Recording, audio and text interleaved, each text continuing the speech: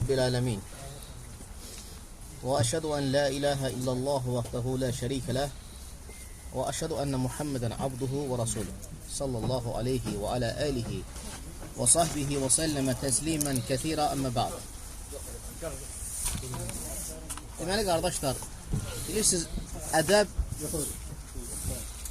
İslam dininin tələb etdiyi ən mühüm məsələlərdən biridir. Yəni, müsəlmanın ədəbli olması. Ədəb öz sahibini ucaldır, fəzilət dərəcəsinə qaldırır, izzətləndirir və tərifləndirir. Həmçinin də bütün cahillik və pis, rəzil əməllərdən uzaq edir ədəb sahibini. Və ədəbin 3 növü var. Birinci növü insanın Allahla ədəbli olması. İkinci növü insanın Peyğəmbər sallallahu aleyhi və səlləmlə ədəbli olması. Üçüncü növü isə insanlarla, digər məxluqatla ədəbli olması. Və insanın Allahla ədəbli olmasına onun bütün zahiri və batini əməlləri daxildir. Allahı ucatmaq, Allahdan həya etmək, onu tövhidlə ucatmaq, təkləşdirmək, şirkdən çəkinmək və tövhidi həyata keçirmək. Peyğəmbər sallallahu aleyhi ve sellemə ədəbli olmaq, ona tabi olmaq, onun yoluna, onun sözünün qarşısına söz qoymamaq, onun sözü gəldiyi zaman onun sözünün qarşısına hər hansı bir hocanın, şeyxin və yaxud da filan kəsin sözünü qoymamaq. Və bütün Peyğəmbər sallallahu aleyhi ve sellemin sözünü və əməlini bütün fikirlərin, rəylərin önünə qoymaq lazımdır, başına. Və üçüncü isə insanın məxluqatla ona ədəbidir. Məxluqatla ədəbi də daxildir insanlarla müamilə eləmək. Gözəl əxlaqla, uca əxlaq sifətləri ilə insanlarla müamilə eləmək. Onlarla istehza eləməmək, məsxərəyə qoymamaq, hər bir insanın hörmətini saxlamaq, qədir qiymətini bilmək, böyüyün, kisiyin, yaşlı insanların, həmçinin müəllimin, cavanlar öz arasında bir-biri ilə. Və bunu diqqətlə qorumaq lazımdır.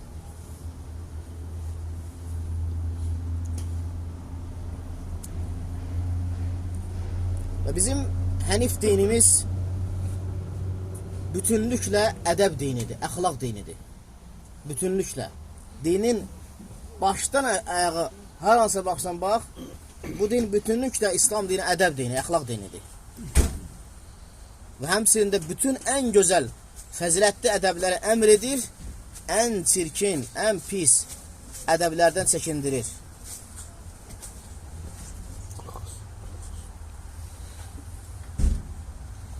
Və insanın gözəl ədəb sahibi olması onu saadətə çatdırar.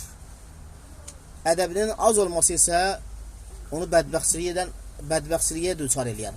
Bədbəxt olanlardan olar insan. Və gözəl ədəb sahibi insana dünya və axirət xeyirlərini, mənfəətlərini cəlb eləyir. Və həmçində pis ədəb sahibi isə insana dünya və axirət mənfəətlərindən məhrum eləyir. Xeyirlərdən məhrum qalır insanın az ədəbli olması. Ona görə ədəb insanda şərəfdir. İnsanda şərəfdir, insanı ucaldır, izzətləndirir. Hər bir müsəlman çalışmalıdır ki, ədəb mövzusunda çox diqqətli olsun, çox diqqətli davransın. Və biz necə ki, şəriətin bütün sahələrində, bütün məsələlərdə Peyğəmbər sallallahu aleyhi ve sellem özümüzə örnək götürmüşük, eləcə də ədəb və əxlaqda Peyğəmbər sallallahu aleyhi ve sellem örnək götürməliyik.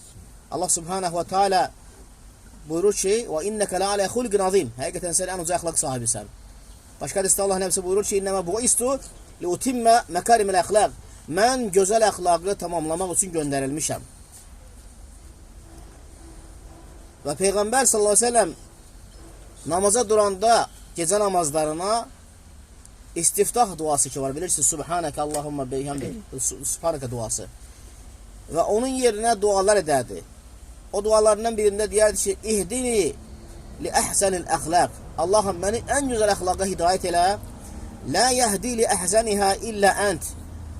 Ən gözəl əxlaqa yalnız sən hidayət eləyərsən. Vasrif anni seyyi'ihə.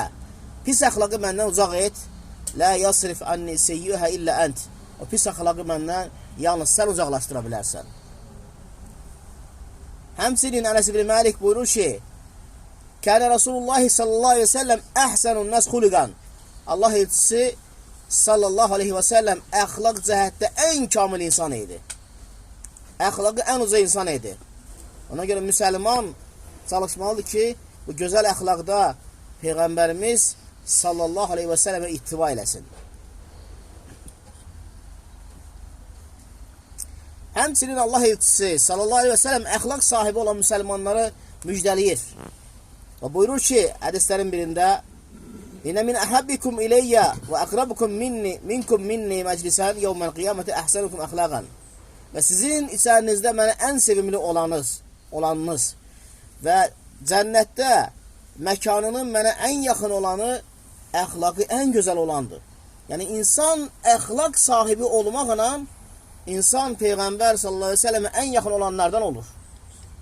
Yəni, insan bəzən görürsən ki, əməl axtarır ki, axirətdə Allahın rızasını qazansın, cənnətə düşsün, neyinim ki, cənnətə düşüm, hansı əməl edim ki, Peyğəmbərə yaxın olum? Əxlaqlı ol, vəssalam. Əxlaqlı ol, ədəbli ol. Ədəbini, əxlaqını gözlə, heç bir şey səndən tələb olunmur. Fərzləri yerinə yetir, tövhidi gerçəkləşdir, şirkdən çəkin və ədəbli, əxlaqlı ol. Başqa şey lazım deyil sənə. Həmçinin əxlaq yaxşılıqdan sayılır, yaxşı əməldən sayılır.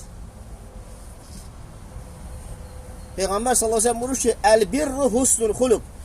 Yaxşılıq eləmək gözəl əxlaqdandır. Həmçinin ədəb sahibini dedi ki, ucaldır.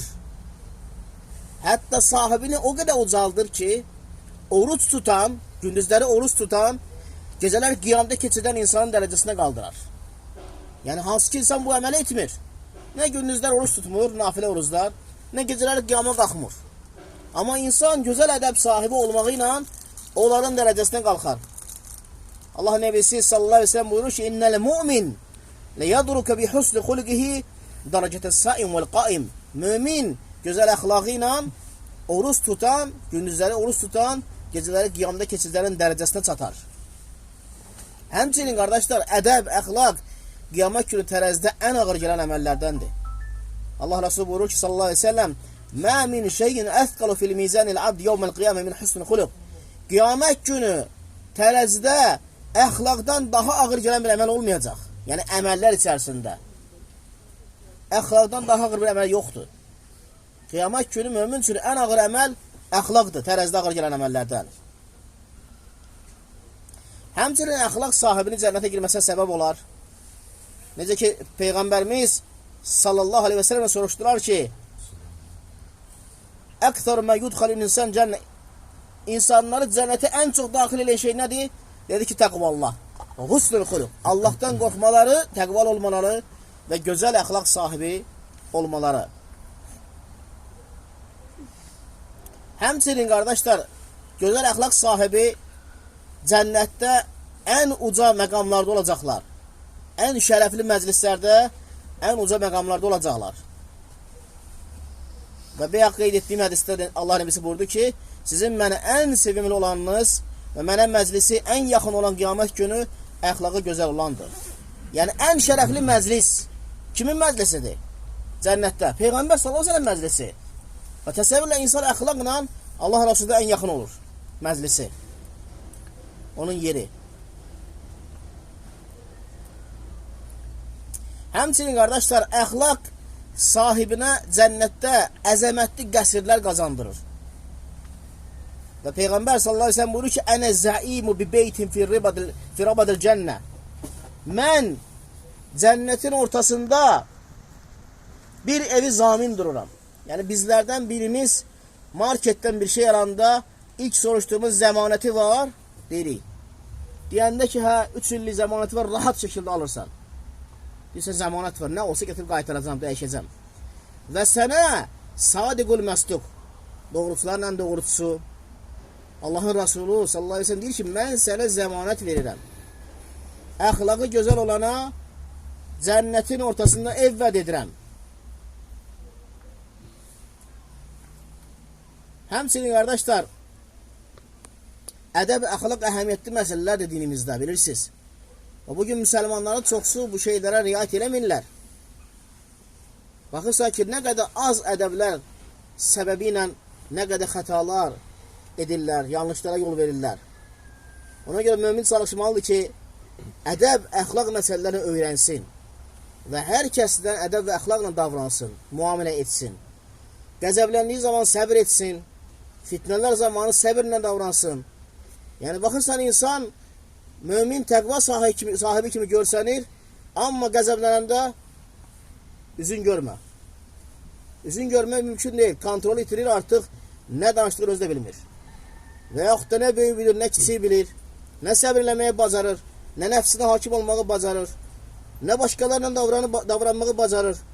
Və görürsən, gəlir özündən yaşlı insanlarla əmi, dayı demək əvəzinə cürbəcür ləfslərlə insan çağırır. Əxi, filan şey necə?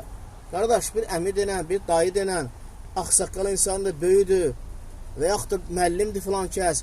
Yəni, insan bu şeyləri öyrətməlidir. Ona görə sələflər evlatlarını Quran öyrənməzdən qabaq göndərərdilər məscidə ədəb öyrənsinlər. Bax, bu sələflərin halı idi. Evlatlarının ən birinci ədəb öyrədərdilər. Çünki ədəb öyrənməyən uşağın Quran öyrənməsinin faydası yoxdur ona.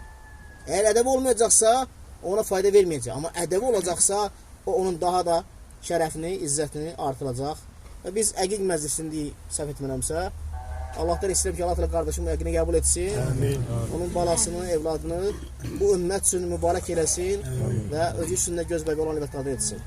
Allah razı olsun. Subhanallah, bihamdik, əşhədü en la ilahe illallah, estağfiruka və etûbü ileyk.